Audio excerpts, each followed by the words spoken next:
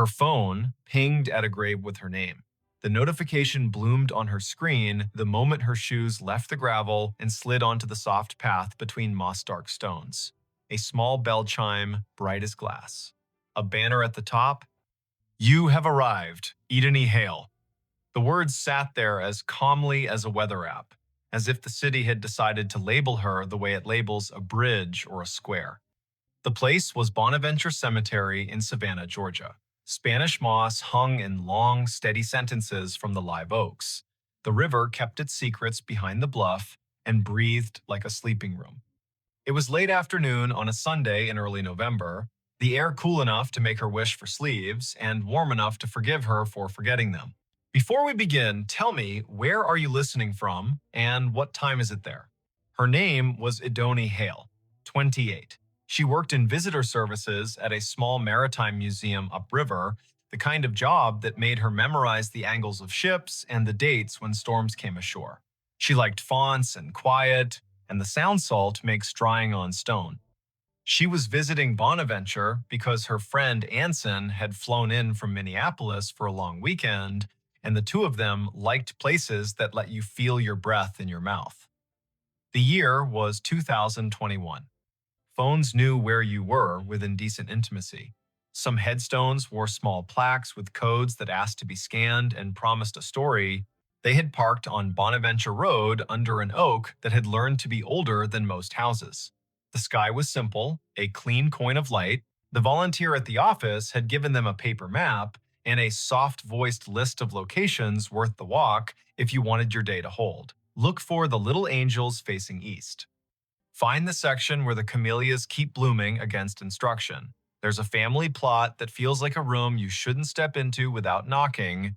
No one mentioned a notification. Edeni stared at her phone. The banner did not give a location like Section F or Plot 31. It was the same tag her calendar used when she arrived at work or home. "You have arrived, Edeni Hale." As if she were a place. As if the grave were her. Anson leaned toward the screen and squinted. He was tall and light-footed, a teacher of high school literature who carried poems in his pockets like receipts.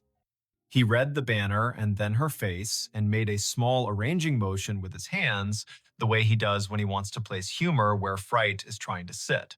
"That's a bug," he said, not unkindly. "Or a geofence you made and forgot. Did you tell your phone to remind you to be yourself today?" She clicked the banner to see where the phone thought she belonged. A map opened, a blue dot pulsed with the steady patience of a small heartbeat. A gray pin sat 100 feet east in a section labeled McAllister. The pop-up bubble above the pin read Edeni Hale in the same unsentimental font. She did not have a virtual contact called a cemetery. She had not created a reminder to arrive at her own name. The phone had decided the path curled between stones with dates that made you speak them out loud, because numbers are easier to hold when they come through the mouth. 1873, 1920, 2009. The oaks leaned as if sold on the idea that the living need rehearsal space. Anson spoke a tour fact about a poet who loved this place and whose plaque visitors touch in a small, quick superstition. Edeni nodded because liking facts is a way of staying steady. Her pocket shook again. Another chime, the same banner. "You have arrived, Edeni Hale." She breathed the way the yoga teacher on the internet tells you to. In through a count of 4, hold for 4, out for 6. They followed the path east until the bluff opened its shoulder and let the wind test their sleeves. The section ahead was a little higher, a little more sure of itself. A plot enclosed by low stone, dressed in ivy, sat beneath a live oak that looked like a table that had decided to grow legs. In the center stood a headstone gray as rain, taller than Edeni's shoulder. The name at the top held Edeni Hale. She stopped. You might have stopped too. Her name was not common. Her mother had found it in a book of Old English names and liked the way it sounded like a promise made under a tree. She had never met another Edeni. To see the letters in this order on stone felt like stepping into a movie where you have lines you did not audition for. Anson's hand found her elbow without a show of it. He had the sense not to say, "Wow," or "Are you kidding?" He stood with her and let the river finish a sentence neither of them had started. The dates carved below the name were the first clean relief, 1974 to 2014, not hers. A woman 2 decades older, gone 7 years now. Under the dates, a line that read as Keeper of the Keys.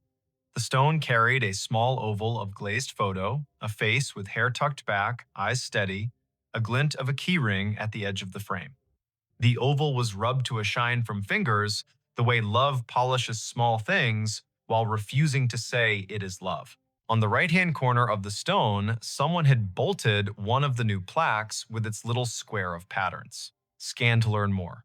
People who love story cannot resist a square that holds one. Idani lifted her phone and let the camera see. A link opened without asking for anything. A page built by a memorial service company bloomed. At the top, the name again. Below, a small biography. A life lived with habits, upright and kind. A childhood in Chatham County, a long run as cemetery sexton. The last line read in a voice that felt like a woman sitting on a step with a mug and a warning and a grin. If you need something, tell the ground. It will tell me. While she read, the phone hummed again. Not a banner this time. A little circle pulsing at the top of the screen, the way maps announce a place with enthusiasm. The circle flashed once, then settled. Idani swiped down to see the source, a calendar reminder with no category. White, titled simply, Arrived. Location, here. She had not written that. The phone, perhaps, had decided the day needed a label, or the small plaque had more to it than the page admitted. Anson said the woman in the photo had librarian eyes. He meant that as a compliment. He pointed at the keyring. He said his grandmother had been a keeper of the keys at a church in North Dakota, and those women know where every grief sits at every hour, the way a night janitor knows which chairs spit gum and which ones sigh. They stood a while. People walked past in respectful silence, guided by a docent's voice that held just enough theater to keep 15 people from wandering into their own daydreams. Spanish moss moved like thought repeating itself. A flake of light rose off the river and fell back as if it had changed its mind about being air. It would have been a good story already finding your own name on stone, a phone that had the audacity to tell you you had arrived, but something else decided to be true. A little tone sounded from the phone, the way sounds do when an app you forgot you had decides to help. It was the noise her AirDrop made when someone nearby wanted to share a photo at inopportune moments. The screen shifted to a dialogue. A file offered to send itself to her. The sender name was a string of letters and numbers that meant nothing. The file name read Keys. Anson leaned in and made his face calm. Decline, he said gently, because strangers in public places with quick hands make tricks, and both of them work in museums and have seen every version of the human habit of testing boundaries. She hovered. Decline would be wise. Accept would be a dare. She pressed accept because sometimes you let stories finish what they start. The file downloaded. It was not a photo, it was an audio file, a minute 42 in length. The waveform showed it wasn't silence. She tilted the phone toward her own ear instead of speaker, because you don't open a voice in a cemetery loud unless the voice has earned the right. Static first, then the sound of wind combing something thin, then a woman's voice, the age of a woman, who tells tools where they belong and expects cooperation. The voice said, dry as a towel and warm as a summer kitchen.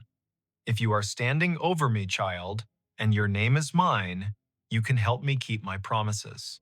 Put your phone on the stone and leave it be a minute. It will tell you where to stand next. Anson's eyebrows did a small jazz riff and then tried to behave. Okay, he said softly, a word that meant, I am here and I am not going to ruin this with cleverness. Idani set the phone on the flat top of the headstone the way the voice had instructed. The screen slid into its lock. Her reflection replaced her. The oval photo looked past her shoulder the way old photos always do. She counted in her head as a way to keep the childish fear of being tricked from standing up and knocking the ritual with its elbow. 50, 60, 78. The phone buzzed once, she lifted it. The map opened of its own accord. The blue dot had moved nothing. The gray pin had changed. It labeled another grave 30 yards north with a name neither of them had seen on the paper map. Rosin Hale. A second name. Another Hale. The first name was Welsh and not common here. They went because the day had asked enough times to be answered polite. The second stone stood lower, more modest. The granite, a color you could never find on purpose if you looked in a catalog. The dates were older, 1931 to 1999. The epitaph read, "She kept the gate lighted," and under that, in smaller letters, so faint you could only see them when the cloud put its hand over the sun, a line, Rosine was born. Rosine Idris. She married into Hale and stayed. Tell my niece if she comes through here that I see her when I count keys. I am not anybody's niece, Idini said aloud, and then took a breath because she heard the defensiveness squirreled underneath. I mean, not hers. You might be more people's niece than you know, Anson said gently, a man who had grown up with uncles who weren't uncles and yet were more family than the kind that wears your face. They stood while the wind added a signature to the bottom of the page of the day. The river put its shoulder against the bank and leaned. The phone did not ping again for a while. A cardinal went from one branch to another with the purposeful speed of a person who knows where the parts are stored. A group of teenagers trailed an auntie through the lanes, popping gum in a respectful way, which is a regional miracle. Idani looked up Rosen on the cemetery's database because when your heart gets odd, facts make a braid to hold on to. The database was one of those volunteer-built websites that carry the tone of a potluck where everyone brings a dish so exact it shames you for choosing salad. Rosen's entry was thorough. Born Rhonda Valley, came across with parents as a child, settled in Chatham County, married one Mr. Hale, worked checklist after checklist for the electrical union office, sang alto in church with the patience of an anvil, survived by no children, preceded by older brothers, all gone. Niece mentioned in an obituary in 1999 with no name given. Anson made a sound that meant the story had wiped its hands on his shirt and was ready to cook. The phone chimed once more, now with the tone her museum app uses when a beacon in an exhibit hands you a fact. She had turned beacons off last month because being interrupted by history while in history felt a bit like a stage whisper in a quiet theater. She had not turned beacons back on. The screen read, "A note is waiting." A map pinpointed the little brick building the cemetery uses as a workshop for the grounds crew. A path drew itself in blue between the Hales and the shop, like a string in a child's game. They went because keys that ask to be found deserve not to rust. The door to the shop was propped with a cinder block the way doors are propped everywhere when the weather learns to be useful. A radio played a station that chose Old Soul and occasional baseball score updates. No one was at the counter.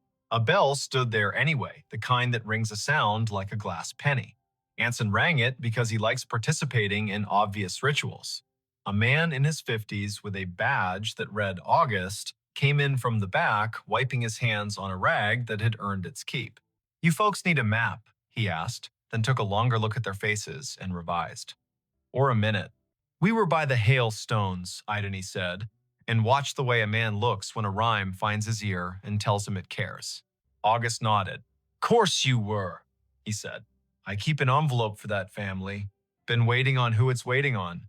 He reached under the counter, where drawers have learned to hold what should not be lost, and brought up a large yellow envelope with a blue paperclip that had rusted a little by choosing weather. The envelope had 3 words on the front in tidy block letters. For the next Idani, heat went across her face like an honest light. August saw it and stilled. He handed her the envelope the way people hand one another babies, meaning well and moving slow. She opened it with her thumb. Inside, 3 items. A small brass key, old, not ornate, with teeth filed like a decision. A folded sheet torn from a spiral notebook, edges soft with years. And a wallet-sized photo of a woman in a blue work shirt with a name patch and a grin you could feel on your back like afternoon Sunday. The patch read, "I Donny." The face belonged to the woman on the first stone. The note was written in blue ballpoint in a hand that pressed harder than paper deserves. It read, simple. "For the next Idani in this county who can hear me the way a key hears a lock." My niece is out there. She won't say yes to the word niece because words are stubborn. She'll need to open the box in the old mausoleum we keep for tools and favors. The key is for the small door on the left.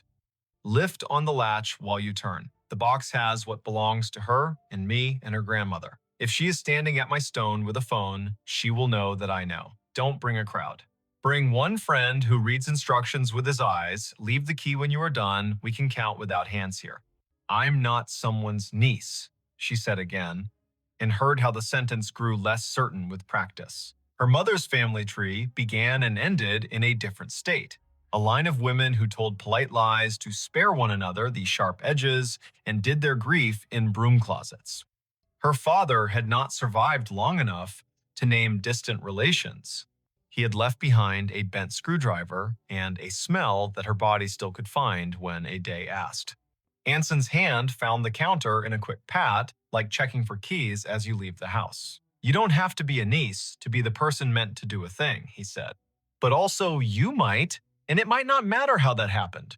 August tapped the counter twice, a habit that sounded like a yes. The small left door, he said. People never see it. Take the path behind the office and go right at the angel with the missing hand. The mausoleum is the little brick one that looks polite. The left door sticks the way a lie sticks to a room. Do what the note said, lift and turn. They went back into the light. The blue string on the map did not bother now to draw. The path knew their feet. The angel with the missing hand stood where the volunteer had said, "Angels stand, face east," blank expression that suggested she had witnessed every century and found nothing quite bad enough to frown at yet. The brick mausoleum waited with that small pride buildings have when they know they are not the grandest on the block, but are the one that does the job without complaint. The left door looked like a panel added later. The brass latch had the smoothness that comes of being touched by people who mean to get work done. Idani slid the key in, the teeth caught, and then thought better of it. She lifted the latch with her other hand and turned. The lock gave.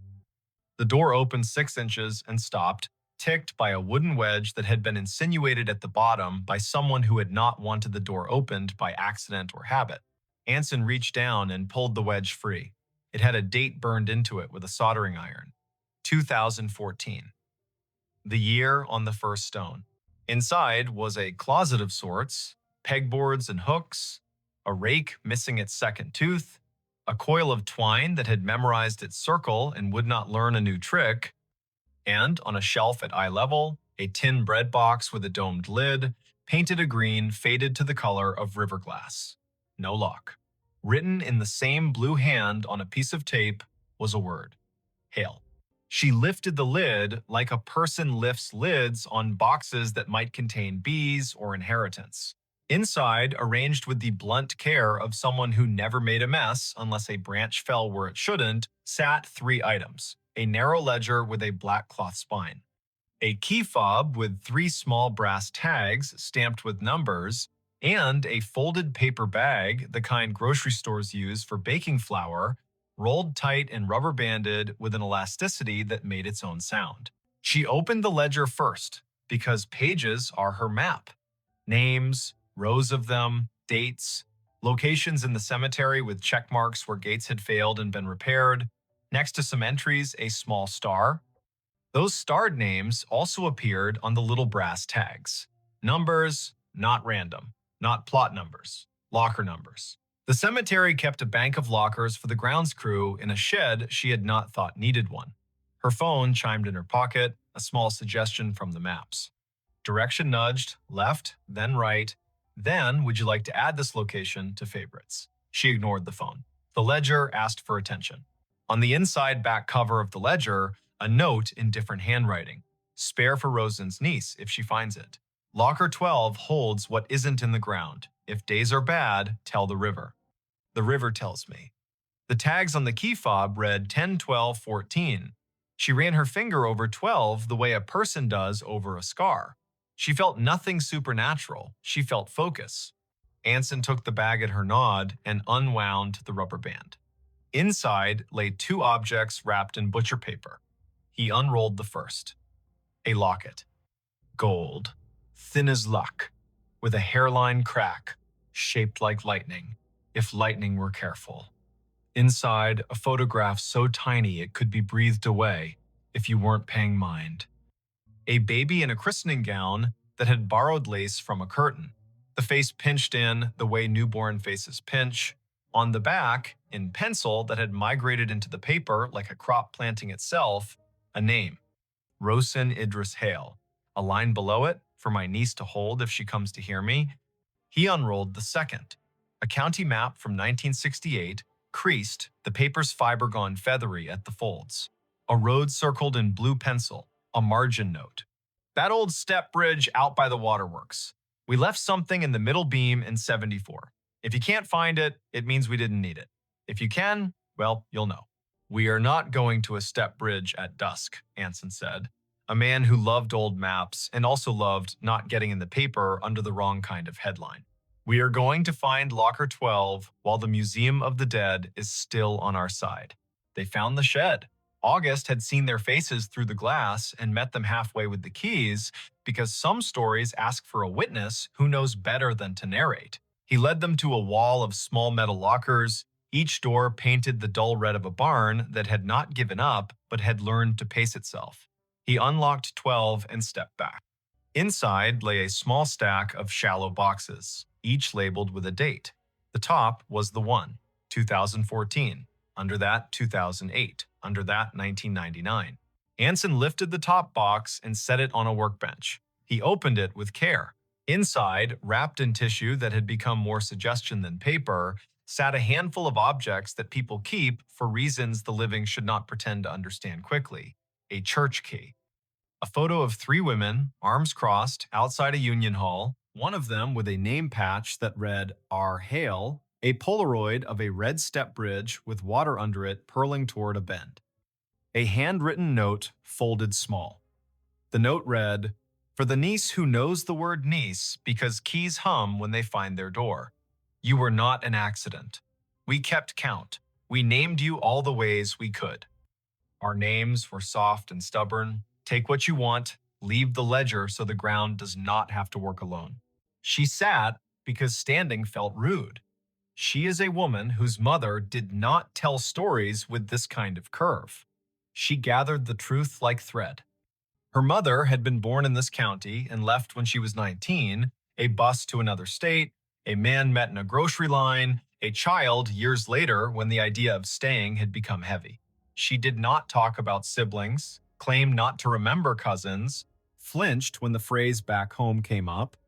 The name Hale had come not from romance, but from accident or choice, a name taken because other names insisted on being something else. Rosin Idris had married into Hale, but the family had been built long before that. Keys had been passed with and without rings. August stood with a posture that says, "I will not take your moment away from you." When the radio in the shed shifted to a weather update, he reached and turned it down so the forecast would not interrupt a storm already occurring. Anson put his hand flat on the bench and counted to 8 for no reason his body would confess. "Tell me if you want me not to read the other notes," he said. The kind of friend a person needs in rooms where both mystery and bureaucracy show up at the same table. "Read," she said. "We're already here." The note in the 1999 box was from Rosin and felt like laughter on a porch when the pots are already washed.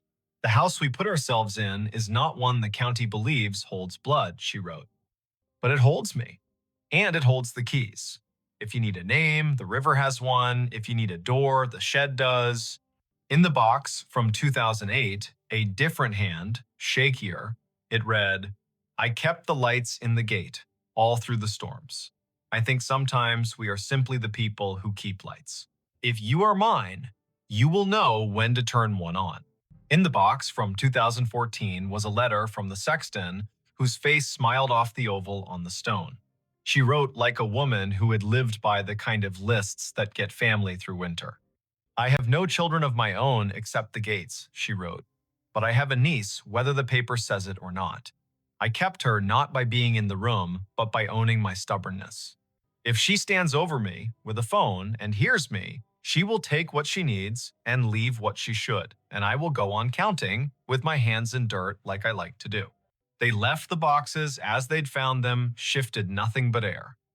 August closed the locker with a satisfaction that felt like lining up the edges on a stack of bills and smoothing them down. He did not ask for anyone's story. He had one of his own, built of this place, and the line of names he keeps with the quiet grace of a man who waters plants. By the time they stepped back into the paths, the light had hunched into evening. The river sounded less like sheet music and more like a phrase repeating. The map on her phone had stopped suggesting anything and gone back to pretending it was an obedient device. The air smelled like river, camellia, and a penny someone had worried in a good pocket for a decade. Anson asked if she wanted to go to the step bridge. She said no, in a voice that held both sorrow and a plan. Tomorrow, in daylight, when names sit on surfaces more politely. He agreed because this is what friendship is, a committee about timing. That night, she sat at her kitchen table with the ledger borrowed under August's nod and the locket under her thumb. She called her mother. The call rolled twice, and then the voice she knew and loved and sometimes resented filled the line with wind and caution. They made small talk for 30 seconds, and then they moved somewhere they had not walked together. "Ma," she said, "who was Rosen? Who was Idony before me?" Silence, sincere. A kettle somewhere in the house. The refrigerator willing itself to be steady. Finally, her mother sighed, and the sigh sounded like a drawer allowed to close after being held open too many years. "My aunt," she said, "not by blood, by the kind of line people draw when the law does not help. She and the other one, the sexton, kept me safe when I was little and didn't know that my father wasn't safe to be around. They ran the lights in the cemetery and in the loose latch doors and told me when to lock things and when to open them. They were more my aunts than any of the few relatives that share me. When I left everything. I thought that was how you survive. I have not told you the parts you asked me about because I thought you'd want something tidier than I had, and because I am silly enough to think if I did not say the names, the ache would go to sleep." She told a story of a girl who sat on a stoop counting keys while two women kept a town's small doors in working order, literal and figurative. She told how those women had taught her to move through rooms with respect and to leave envelopes where they'd be needed. She did not speak tenderly about the man who invented the silence she had carried. She spoke tenderly about the other men, the ones who changed locks without asking why, and taught a child where the ladders were kept for days when rain insisted. "I should have told you," her mother said finally, soft with the fatigue of a woman who has not confessed a simple truth for a long time. "You have two names, the one I gave you and the one the other women left for you to find when you were ready. You belong to both. You belong to yourself most." They went to the step bridge the next day. It was out by the old waterworks, just as the margin note had said. The county had let weeds try to become the principal of the place, and the weeds had accepted the assignment with poor posture and pride. The bridge stood, red paint scabbed into beauty, water under it moving with the impatient streams have when the river bullies them with schedule. In the middle beam, behind a square of metal the size of a book, a hollowed space. Inside, wrapped in waxed paper, a ring of keys on a chain that had learned 3 hands. Each key had a number: 10, 12, 14. The fob matched the tags in the box. Beside the keys lay a square of paper with a tiny handprint in paint the color of that old camellia behind the office. A child had been here once. She had pressed her hand down. Someone had saved it for a woman who would put her hand down later and understand they did not take the keys. She set her palm over the handprint. The sizes did not match. The feeling did. She closed the plate. She and Anson walked back to the car with the sun finding their shoulders and the hum of insects writing their own accurate dissertations on persistence. Back at the cemetery, she returned the ledger. August nodded like a man at the end of a good piece of work. She walked to the first stone and put 2 fingers on the glazed oval where the sexton's face had learned to look past tourists to the river. She did not speak. She let the ground and the river carry whatever needed moving. Her phone did not ping again there. It would ping months later, once in a grocery store aisle in a different city, when an older woman in a Union jacket looked at her and tilted her head in a way that meant keys are a language. It would ping once again when she held the hand of a friend through a night much too long and heard as clearly as weather a voice say, "Lift and turn." It would ping at odd hours for the next several years when doors asked to be locked or opened with care. Sometimes it would be an app acting like a person, sometimes it would be a person acting like a map, sometimes it would be a name arriving in a room with good manners and old roots. If you want the tidy ending, it is this. She wrote to the memorial company to ask who had access to the airdrop at the stone. No one answered in a way that satisfied anyone who cares about permissions. She kept the photo of the sexton in her wallet behind the museum badge and found that having a face like that near your ID keeps you from forgetting where the door to the stairwell is in a fire. She learned to count gates with her hands, the way women in that county had since the first lock learned the first habit. She took pies to August's workbench and listened to his stories. She phoned her mother on Sundays and let the conversation go long enough to find the sentence that mattered each week. She carried with her the sentence from the Oval's page. If you need something, tell the ground. It will tell me. If you want the less tidy truth, it is this. Sometimes your life is a geofence you didn't set. Sometimes you arrive at your own name carved in stone, and the stone says, "Welcome." Sometimes you are the niece of women who bent keys into new jobs and called that bending prayer. Sometimes your phone pings at a grave, and the ping is only a device doing what it was taught, and sometimes it is a noise a river makes when it is trying to talk through everyone's machines at once. If this happens to you, if you walk under trees that have learned the art of holding up clouds, and a little bell sounds in your pocket, and your name appears as a place, don't panic. Stand where you are. Read the dates out loud so the year will stop pretending it is only a number. Touch the stone with 2 fingers, not more. Listen for the voice that sounds like someone who knows where the ladders are kept. If a key is offered, lift and turn. If a door sticks, lift and turn. If a person asks for a niece, say the word niece like a new tool you know how to use. And when you leave, take the long path that wanders near the bluff. The river will be there keeping count. The oaks will be there practicing their patient grammar. Your phone will settle back into behaving. The ground will remember you, not because you are special, but because that is what ground does for people who treat it like a partner. Somewhere behind you, a bell on a worker's desk will ring, and a man named August will nod to no one and say out loud into an empty shed, "She arrived." Then he will sweep the floor in slow, exact strokes as if he were writing the names in dust and erasing them on purpose so the day could begin again and mean it. The babysitter heard a voice, "Don't answer the door." The first knock came at 8:53 on a rain-polished Saturday in late October, the kind of night in Portland, Oregon, when sidewalks shine and porches feel closer to the river. The house on Birch Hollow Court sat half a block from a small park that still carried the day's damp laughter.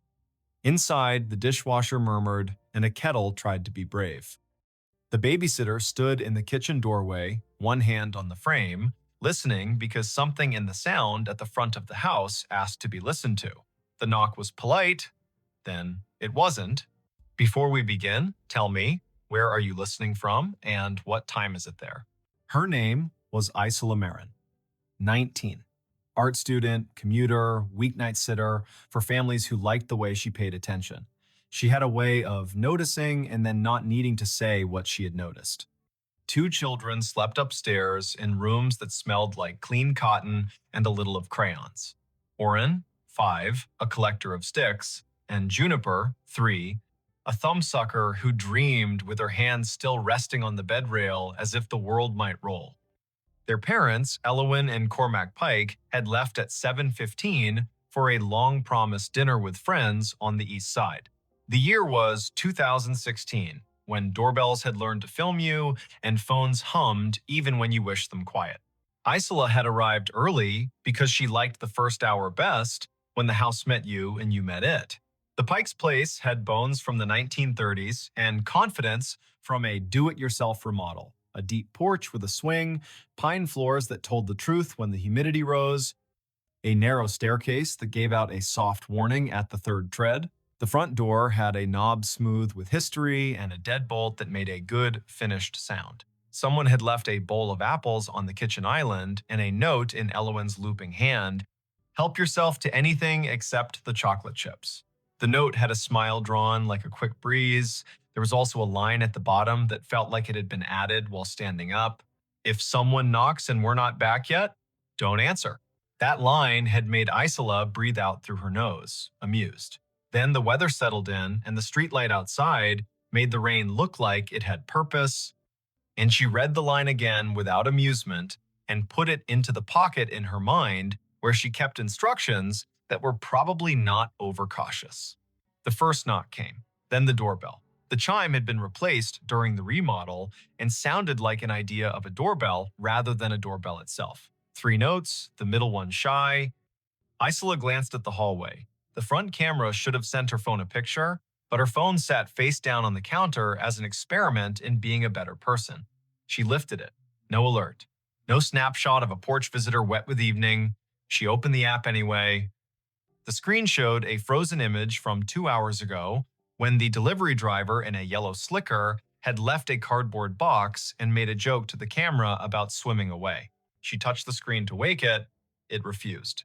The second knock came, not loud, but certain. She heard a hush behind the sound, no traffic for that moment, no neighbor's laugh, the rain taking a breath. Coming, she called, and heard the word bounce off the door and regret its volume. She crossed the living room, passing the lamp with the heavy base and the stack of picture books Elowen had left, lined up for bedtime like a plan that had already succeeded.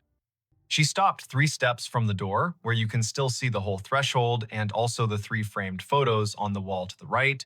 Pike family on the Oregon coast, Pike family at a pumpkin patch, Pike family on a couch in this very room, elbows touching. The peephole showed dark.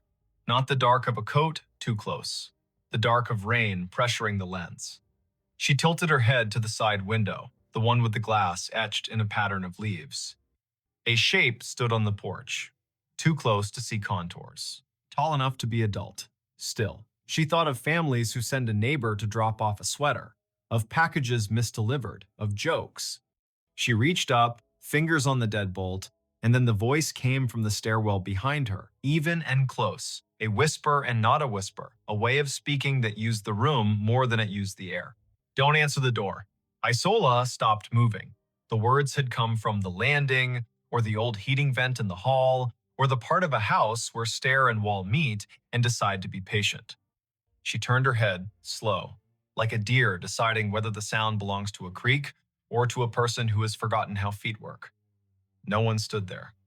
Only the line of light from the kitchen, a run of framed children's drawings on the stair wall, and the slight turn of the banister at the top where a hand likes to pause. Hello, she said, not loud, not questioning, simply acknowledging the world's habit of speaking up when you have one hand on a lock. Down the hall, the nightlight in Oren's room painted a small boat shape on the floor.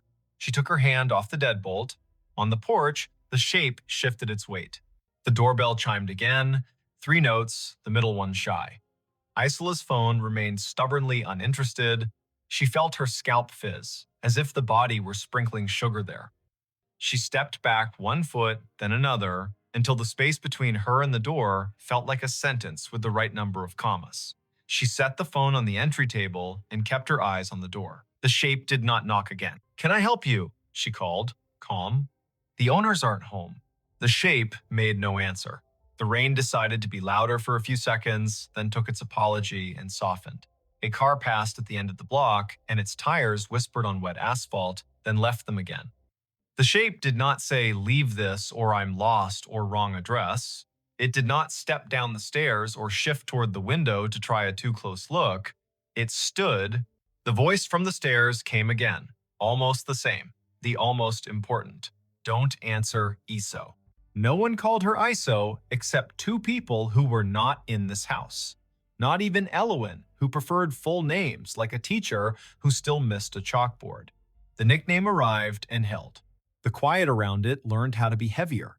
Isola is not the kind of person who does brave for style. She does careful as choreography. She picked up the heavy flashlight from the umbrella stand and felt the weight in her fingers like a vote. She walked backward into the living room, never turning her back to the door until the couch was behind her knees. Then she set the flashlight on its end on the coffee table, ready to throw its beam like a purposeful animal. She tapped the phone awake. Now, the camera app sent an alert, but when she opened it, the image from the porch was empty but for rain. A rain curtain, the edge of the porch railing. No shape, no wet footprints on the mat when she zoomed, though that could be the grain of the old wood lying. The house held itself very still. Oren coughed once upstairs and rolled to a new dream. The dishwasher hit its dry cycle and made a small whir, as if about to tell a joke. Isola stood. She walked to the staircase and put her hand on the newel post because sometimes wood is better than a person's breath. She stepped up the first 3 treads, the third giving its soft warning, and peered down the hall. Juniper's door was open, just enough for night to move through. Oren's was open a little wider because he had insisted, recently, that he could hear better if the door learned to be brave, and no one had argued with the logic. "Thank you," she said to the landing. She felt ridiculous. She felt correct. The phone hummed. A text from Cormac, running late, dessert took forever. "You good?" She typed, "Yes." All quiet. Then after a second, a person knocked. Didn't answer. "All good." He bubbled back a thumbs up and a "let me know if weird." She did not type the lines she could not yet shape. She put the phone in her back pocket and went to the kitchen kettle. Tea might give the house another language to speak in. At 9:11, the sound came again. Not the knock. The dry slide of weight on porch boards, then a new voice, not in the room and not in the rain. A man's voice on the other side of the door, pitched to be reassuring and succeeding halfway. "Hey there," it called. "Sorry to bug you. My car slid a bit. I'm fine, just could I borrow a phone charger? Mine died." Isola stood very still on the tile by the stove. Charged phones. The sentence wore a coat of sense. It also wore the same coat a story uses when it wants to be invited inside. She felt the stare voice rest itself like a hand just between her shoulders. "Don't answer." "I can call a tow from here," she said. "If you tell me your name and plate, I'll call it in." A beat. The rain breathed. A neighbor's porch light clicked on 2 doors down, as if someone there had a similar feeling that night, should know it was being watched. "Sure," the voice said, cheerful, hurried. "Yeah, okay, appreciate it. I'm Kai. Plate is Washington, ZNJ." He trailed. The sound changed as if he had turned his head, as if reading something off a thing that had decided not to help him. "Hold up. Hard to see in the rain." "Okay," Isola said. She took a pen from the junk drawer. She did not step toward the door. The voice did not finish. The porch boards did the shift sound again, the one a body makes when deciding to step down, then silence, which is a choice. She waited a full minute and then padded back to the front hall, one foot making no more sound than the idea of a foot. Through the etched glass, she could see only the suggestion of a person-shaped absence where rain fell differently. The porch swing moved a breath back and forth, though she had not seen it move before tonight. She put her ear near the wood and did that thing you do against doors you don't mean to open. She listened to the hinge. She heard air. She did not hear breathing. She backed away because she did not owe the door any of the parts of her face.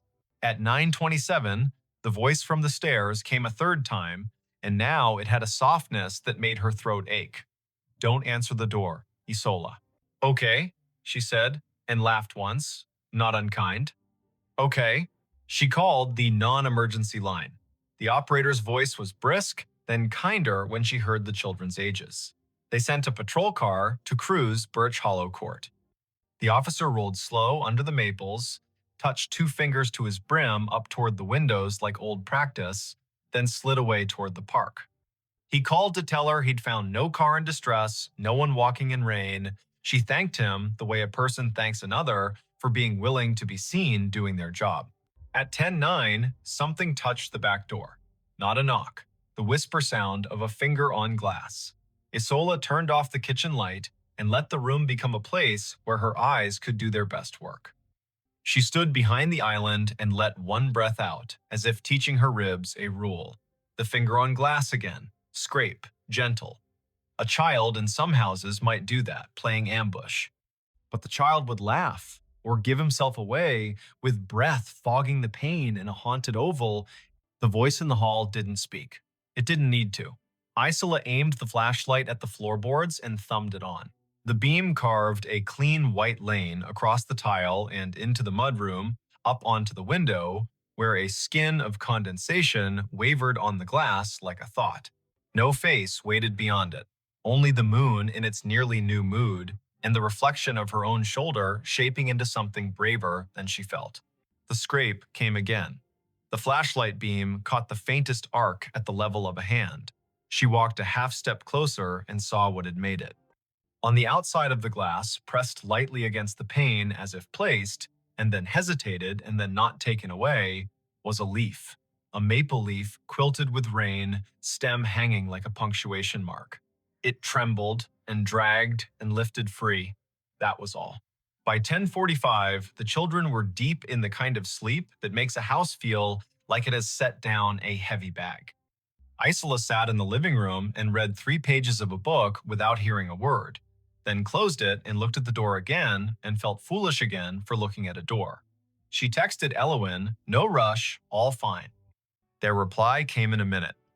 "On our way, rain slow, be home around 11:15, and wore the sound of people who have begun putting coats on." At 11:19, as headlights turned the corner outside and rain slicked away from tires and the familiar shape of the Pikes' wagon slowed by the curb, the doorbell chimed a third time. 3 notes, the middle one shy. Isola stood in the hallway, hand on the deadbolt, and looked through the peephole. The porch was empty, the wagon door closed. Cormac ran up the steps in a coat wet enough to laugh at itself. He patted his pockets like a magician who had dropped something essential. He had not rung. The bell had decided to make a ceremony for him anyway. Elowen kissed Isola's cheek in the open doorway and apologized to the night for taking their time. Cormac did a father's walk down the hall to glance into his children's rooms, even though he had been told they were sleeping. Isola told them the short version. A knock, a voice asking for a charger, a patrol car that had been kind. The line on their note she had obeyed in a way that made the marrow in her wrist feel hot. Elowen's mouth went still. Not hard, still. She looked toward the stairs like a person checking if water had been left running in an upstairs bathroom. "Thank you," she said. "I should have told you more about that line on the note. It felt like telling too much would make it silly, but I should have told you." "I heard a voice," Isola said, careful as she said it, ready to be believed, ready to be joked with. "From the landing. It told me not to answer. It knew my name." Elowen closed her eyes and nodded once. "Okay," she said. "Okay." They made tea. Cormac sat on the arm of a chair like a man who cannot bend himself small enough to fit back into an ordinary evening. Elowen told the story the way you tell one when you have lived with it long enough to know where its corners are. 2 winters before, she said, on a night when the river lifted itself and tried on a deeper voice, a man had walked the neighborhood knocking on doors asking for help. When people opened, he asked to come in and make a call, and if they stepped aside, he would cross the threshold with a speed that felt like another person had told him to hurry. Police had found him at the park pavilion where he had been sleeping rough, talking to a friend only he could hear. He never hurt anyone, Elowen said, but the nights after that felt like a door with a hard-to-find key. 2 weeks later, Cormac said, picking up the part he needed to say, "We were here with a sitter, not you, a college kid named Pike, no relation, and something similar happened. Knock. Voice."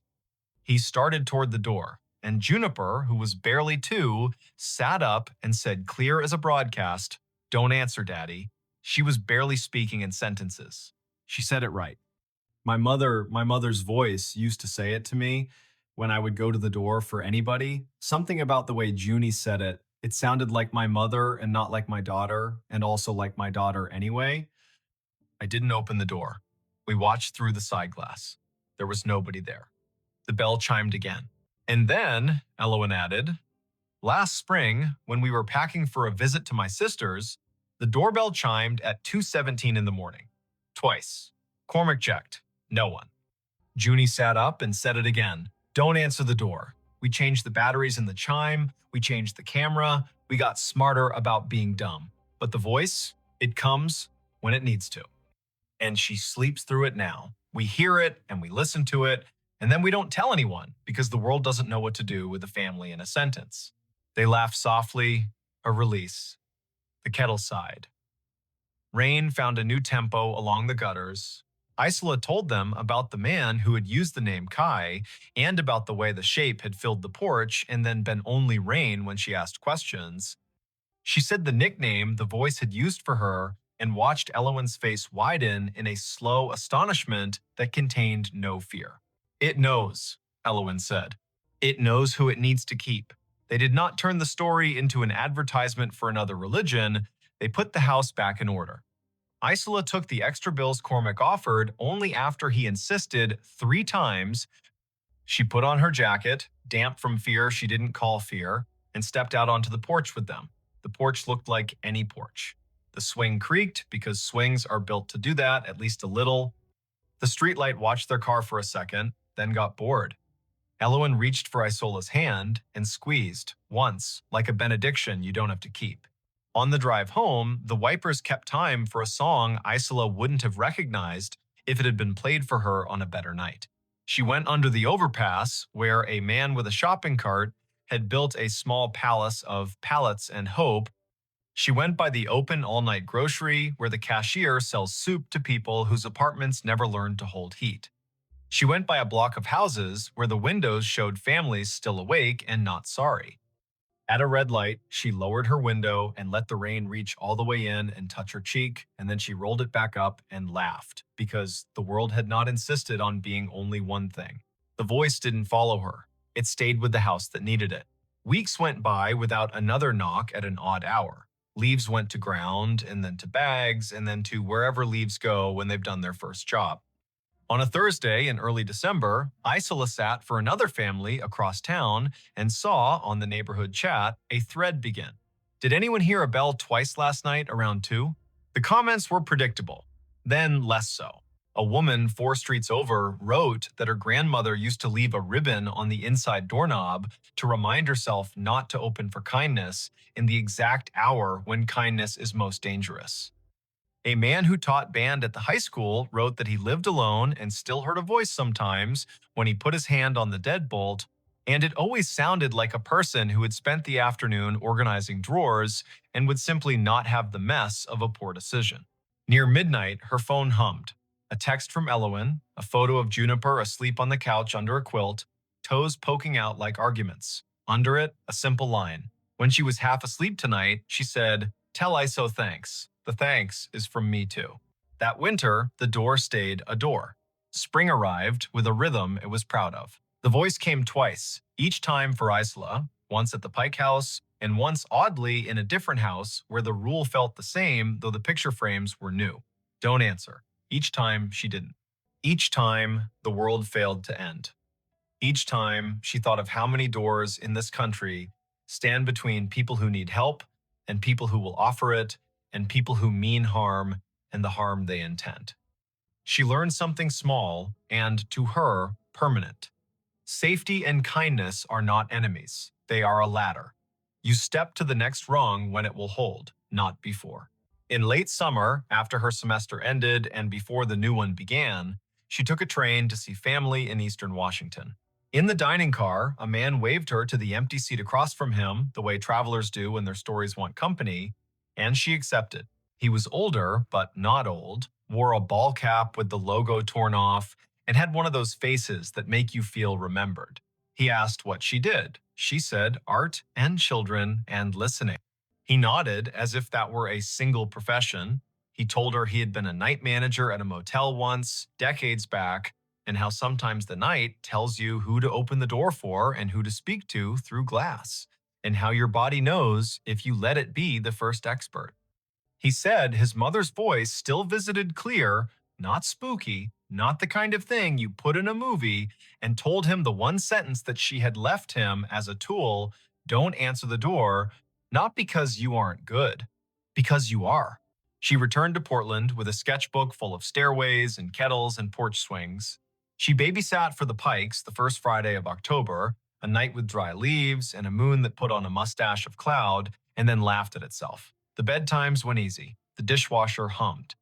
At 9:14, the bell chimed once and stopped.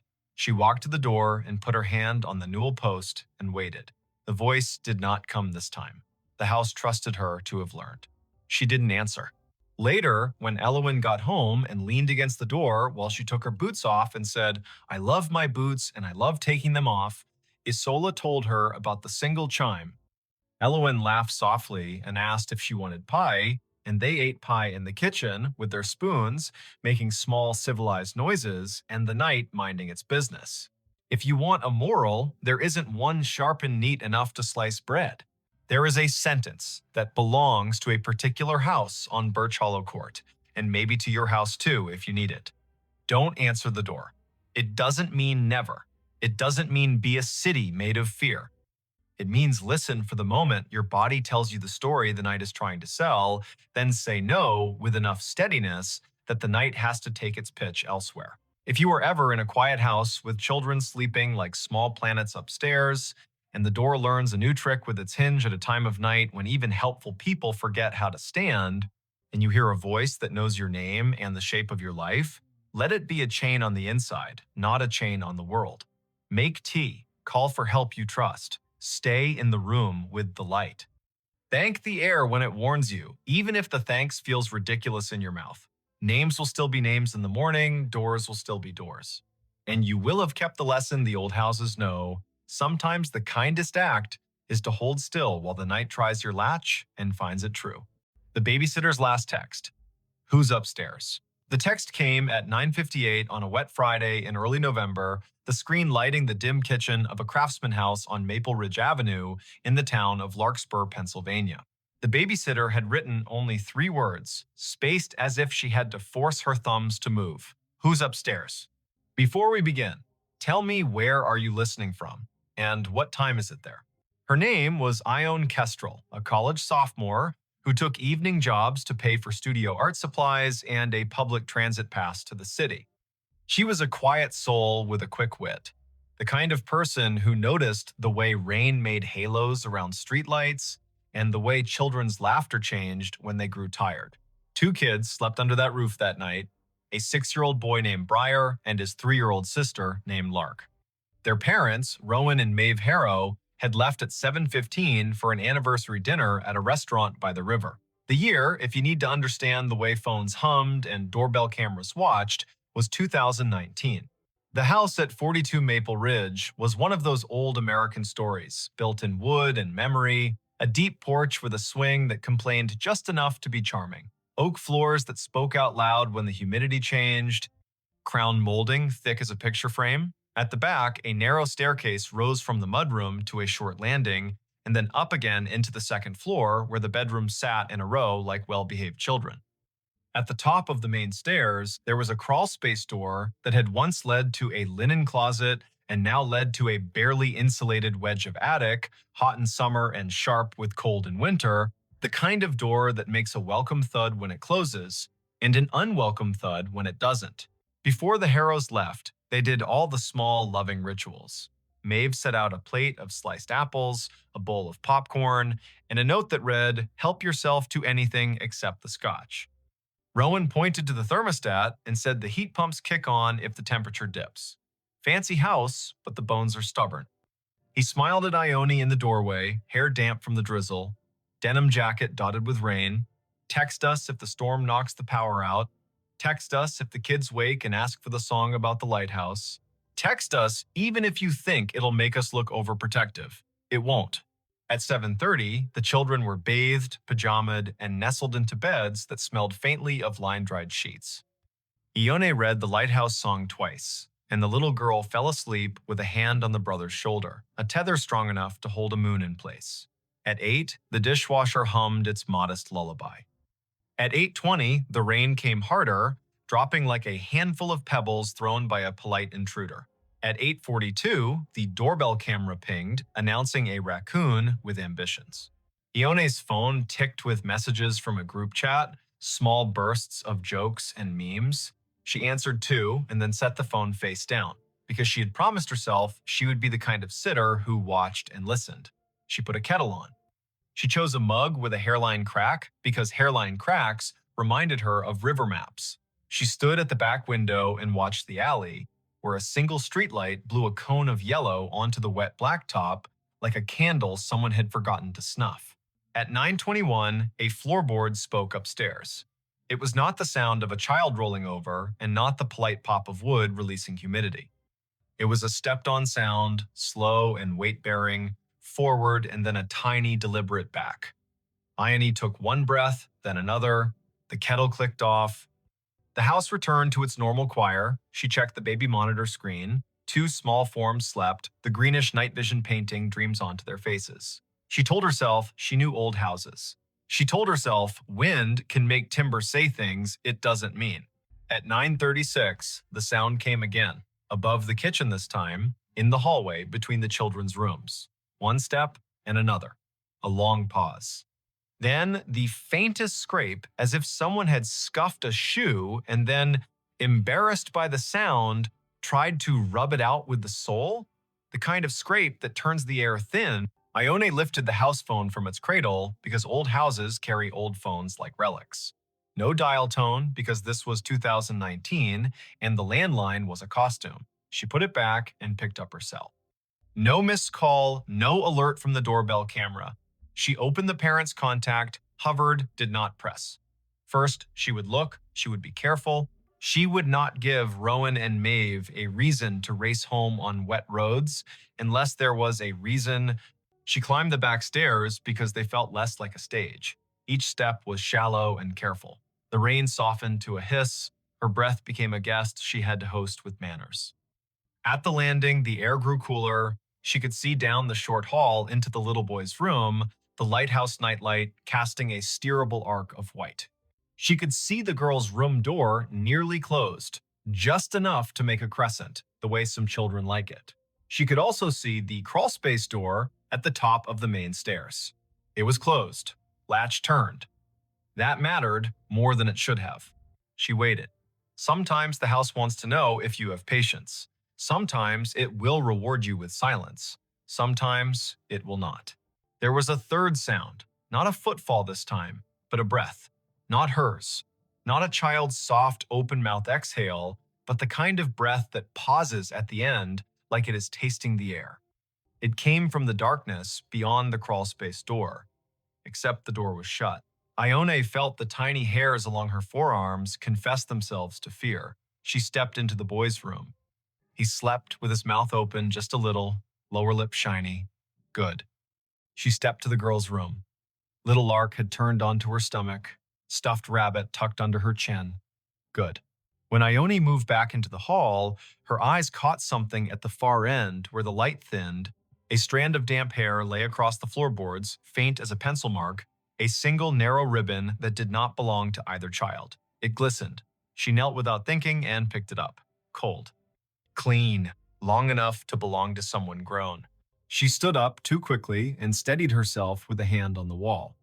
Her palm pressed into a nail head that had been painted over and sanded down so smooth it felt like a coin. She thought the oddest thought then. If I press that nail in, will the crawlspace door open by itself? She smiled at herself because fear makes even introverts dramatic in their own skulls. She returned to the back stairs, slow and exact, and only when she reached the fourth step from the bottom did she glance at her phone. The time read 9:58. The text she sent herself, as if letting the words exist outside her head could make them smaller, was only 3 words. Who's upstairs? She meant to send it to Rowan. She meant to send it to Maeve. She meant the message as a half-joke with a serious underlayer. But the thumb that had learned to move fast learned the wrong dance. It went to her friend in the group chat, and by the time she realized, the message had already become a tiny flare in half a dozen pockets around town. Her friend replied with, "What are you doing?" and also joking, right? And also put them on speaker. Ione did not reply. She set the phone on the counter face up this time. She took the largest knife from the drawer and then immediately put it back because knives are not courage and courage is not noise. She chose instead a heavy flashlight from the mudroom shelf, the kind that doubles as a hammer.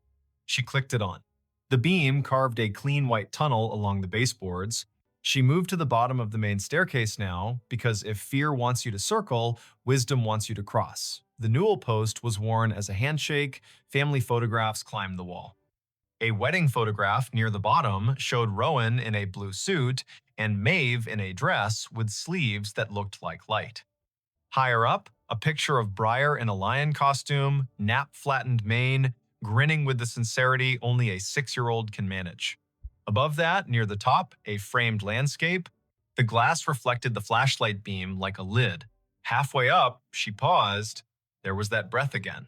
Not a cough, not a snore.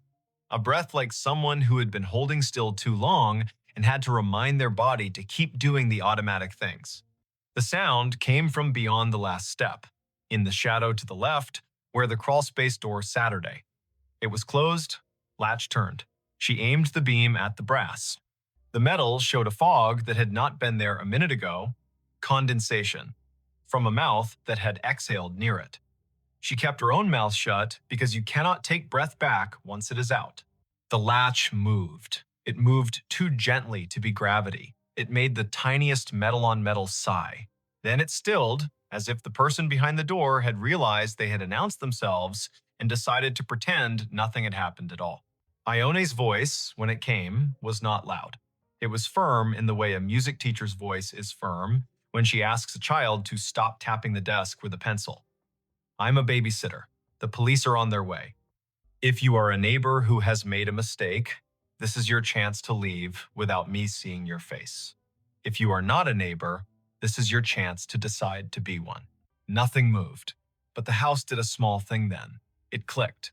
A sound traveled through the baseboards from kitchen to parlor like a cricket chirp. The refrigerator compressor had kicked on. The world had not narrowed to only this door. She stepped higher. She brought the beam closer to the latch. She did not touch it. She watched a drop of moisture on the brass slide very slowly toward the handle and then stop, held by a force that did not want to be named. From the children's rooms, nothing. From outside, rain. From down the hall, a draft like someone had opened a mouth to speak and then decided not to. She took the phone, thumb shaking now not from drama, but from the body's strange understanding of scales. She typed 911 and the call went through on the first chime. The dispatcher answered with a first name and a county. Ione told that calm voice her name, the address, the fact of 2 sleeping children, the fact of a locked door with breath behind it that did not belong to the family. The voice said, officers are on the way. The voice said, stay on the line. The voice said, do not open the door. So she did not. She watched it the way you watch a stage when you know the performer is already in the wings. She told the dispatcher every small thing she saw. The latch is fogged. The brass is pitted near the screwhead. The paint around the jamb is chipped the way it chips when someone tries to open a door with a butter knife. The dispatcher asked about the kids, and she told her about the Lighthouse song because sometimes the answer to a safety question is a story that proves you are paying attention. It took 6 minutes for the first cruiser to roll into the alley, though those 6 minutes ran long like string you cannot find the end of. 2 officers climbed the porch steps, rang the bell softly out of habit, then tried the knob and announced themselves. Ione walked down the main stairs, not taking her eyes from the crawlspace door, unlatched the front door, and stepped back quickly so the officers could enter. Their names were Officer Tamsin Dupre and Officer Hal Moran. They were young enough to still wear the job like a coat borrowed from a bigger relative, and old enough to know when to keep their weapons holstered because children were sleeping. Ione pointed. The hall was framed now by their bodies and the yellow hallway light and the cleaner light of the flashlight. Officer Dupre nodded, raised a hand to let silence accumulate, and then approached the door with a slowness that reminded Ione of a conductor raising a baton before the first downbeat. Dupre put 2 fingers lightly on the latch and did not move it. She bent, eye to the thin seam between door and jamb. She inhaled. She did not exhale for a count of 3. Then she did, a controlled tide. She mouthed one word to Moran. There. Moran moved with that cop-slow speed that reads as kindness until it becomes a tackle. He positioned himself on the knob side. Dupre took the hinge side. They counted without sound. Moran turned the knob and pulled. The door did not open. Dupre drove her shoulder low into the panel, and the old wood decided to be new and gave with a crack that sounded like an ankle breaking far away. The space beyond was small, angled, cluttered, with things families save because they carry stories in them. A fan with no blade, a suitcase with travel stickers that meant Paris had existed once for someone in this house, three plastic bins of children's clothes marked in black marker, a broken chair that had not given up, and a person, folded into the angle between floor and pitch, knees under chin, face turned away from the light, hands empty and ready to lie about it. Dupre said, "Do not move." Moran said, "Show me your hands." The person did not show their hands. They lifted their left shoulder like someone about to stand in a narrow coffin, and then realized there was no way to both stand and not be seen.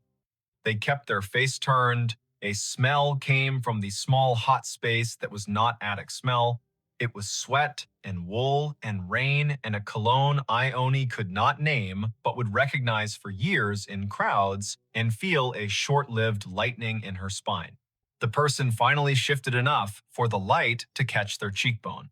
Smooth, young, the jawline of someone who still believes they can sneak back to the version of themselves that did not make this choice. Dupree reached. The person flinched, then stilled. Moran took the wrists, quick. Plastic cuffs clicked, and Saturday. The person whispered one word so fast and so quiet, it sounded like a sound and not a word. Please. There are nights when a house rearranges what you know about it. There are nights when law and luck arrive at the same time and dress alike so you cannot tell who deserves the thank you. There are nights when children sleep through the loudest noises and wake to the softest ones.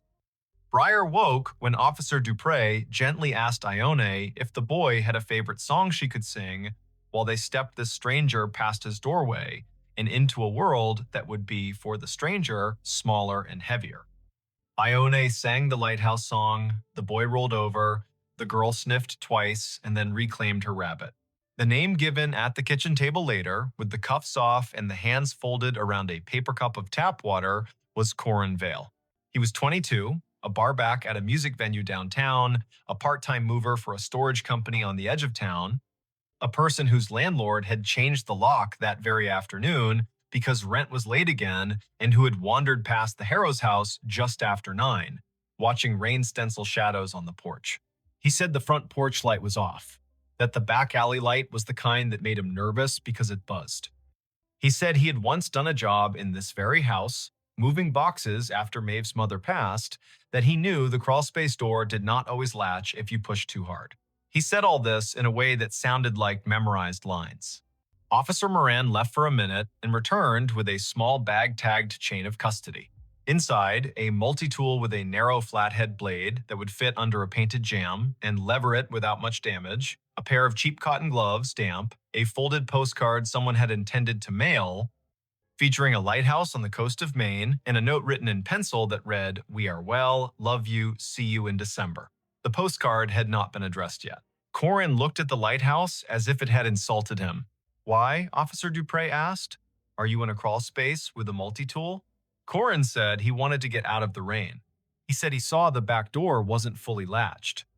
He said he knocked and no one answered. He said he stepped inside to be out of the weather. He said he heard children and then realized he had made a mistake and was trying to hide until he could unmake it. He said he had not gone near the bedrooms.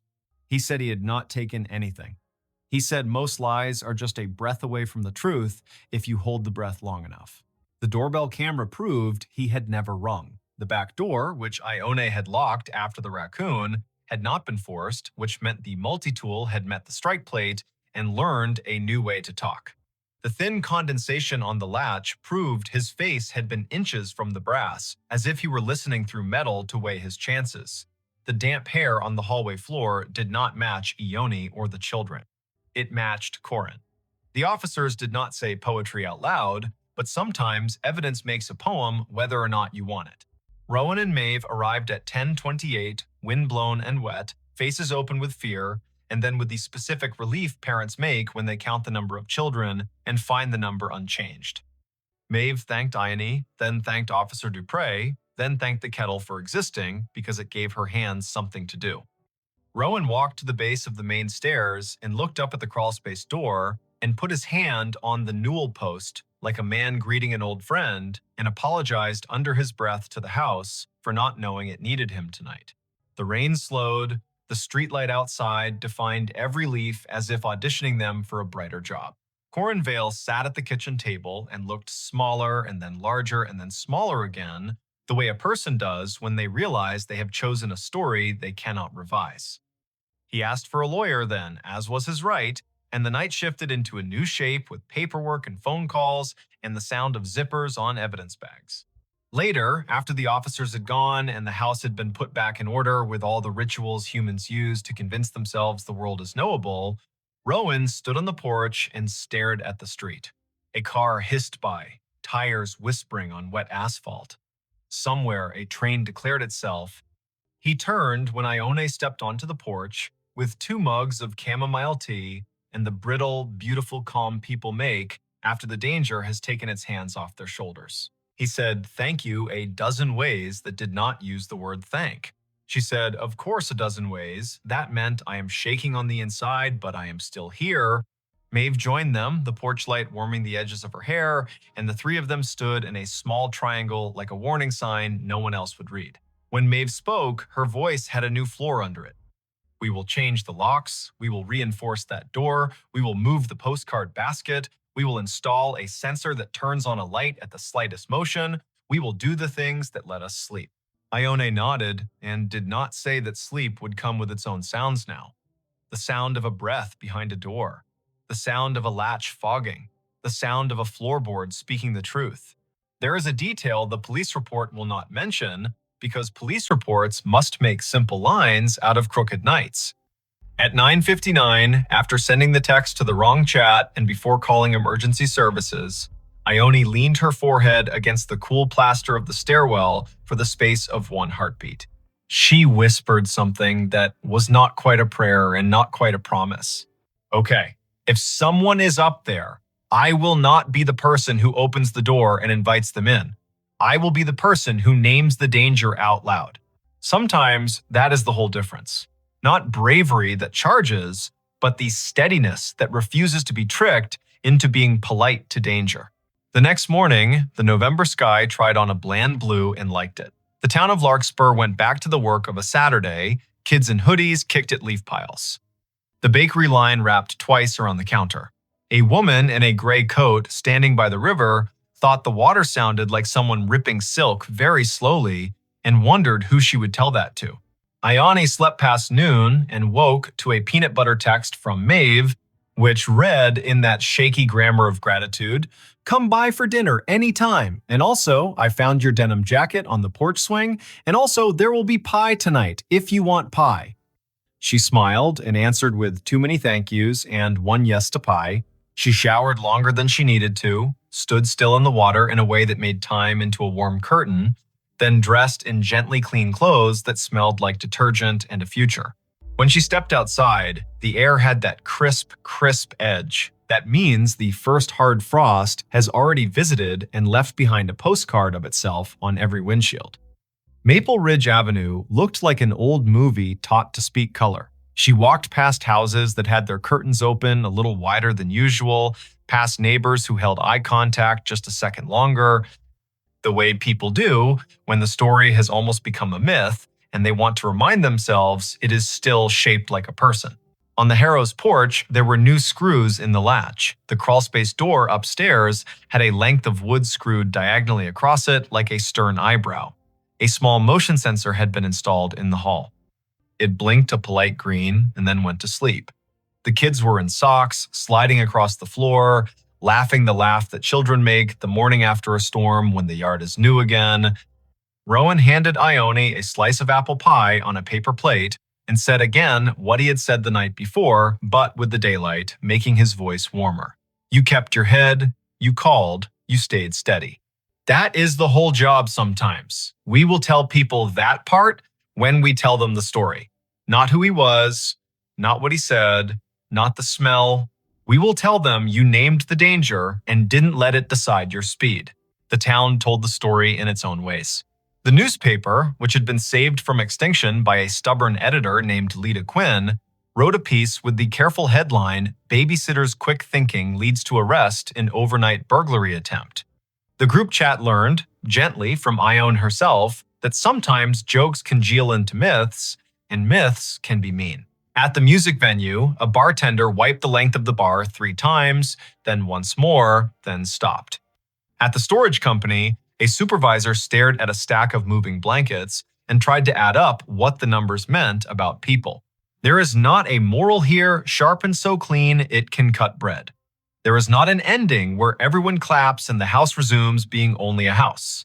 There remains a door with a new diagonal board and screws that will loosen over time and be tightened again. There remains a boy who will ask, on a night 2 weeks later when rain drums the gutter, "Can you sing the lighthouse song one more time?"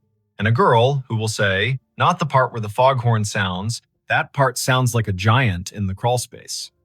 There remains a young man named Corin, whose first court date will arrive with a sky the exact color of the alley light, and who will have to decide whether to say the word sorry to the ceiling or to the faces in the room. At 9:58 on some future night, a phone will light in some other kitchen in some other town, and a person will type 3 words spaced out as if their thumbs had to be convinced. Who's upstairs? If you are that person, hear this story as a map of breath. Name the danger, make the call, keep your voice exactly as loud as it needs to be and no louder. Stand where you can see doors and hallways. Carry light. Remember that a latch that fogs is a sentence the house is trying to say. Let the sentence finish. If you are listening from a city, may the traffic outside be ordinary and honest. If you are listening from a farmhouse that knows every creek by its first name, may the wind be the only guest tonight. If you are listening in a small apartment where the neighbor's footsteps already live in your ceiling, may you learn the grammar of each tread so well that the first strange syllable tells you exactly what to do. The babysitter's last text was a question pointed upstairs, but the real end of the story is how she answered all the other questions pointed at her. Will you panic? Will you try to be polite when the moment calls for clear? Will you open a door because silence asked sweetly? She chose no, no, and no. She chose the shape of a steady voice on a thin line. She chose to be the reason the house could go back to being only wood and memory. Some nights, when she passes the Harrows by chance and the porch swing is still, she hears only the rain and the river, and that is enough. Some nights, she hears the old door upstairs settle as the heat kicks on and thinks, with a small smile, that even a house can be taught to breathe more quietly. And on the better nights, every window along Maple Ridge holds a square of light cut, perfect as a fresh slice of pie, and the street keeps its watch, and the children sleep so deep the world could rewrite its rules, and they would wake to the new rules fresh and ready to be memorized. If that happens where you are, tell me when. Tell me what the air smells like. Tell me the hour, spoken slowly so the world cannot run away with it. Tell me if the latch on your upstairs door is dry and dull or a little fogged from someone's breath. Tell me if you are holding a mug with a hairline crack that looks like a river map. Tell me if the house has taught you any of its words. And if your phone lights at 9:58 and the message reads as simple and terrible as a knock, remember the kitchen in Larkspur and the steady girl in the denim jacket, and say out loud to no one and to everyone, not tonight, not on my watch, not in this house.